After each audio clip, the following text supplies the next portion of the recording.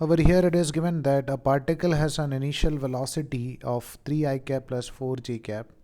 So we can write initial velocity is equal to 3 I cap plus 4 j cap and an acceleration of 0.4 I cap plus 0.3 j cap. The speed after 10 seconds is. Our aim is to find out what about the value of velocity after 10 seconds.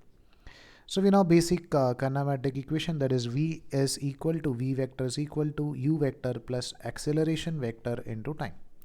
So we need to just find out in terms of vector form, that is V vector is equal to what is U vector, that is 3 I cap plus 4 j cap plus what is acceleration vector, that is 0.4 I cap plus 0.3 j cap into what about the value of time. Time is given as nothing but 10 seconds.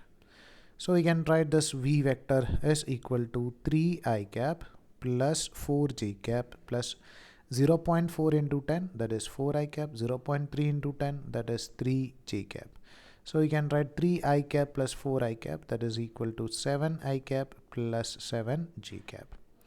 Now we know that how to find out the magnitude of this, that is under root of 7 square plus 7 square, or you can write this as 2 times of 7 square, or you can write that is equal to root 2 into 7.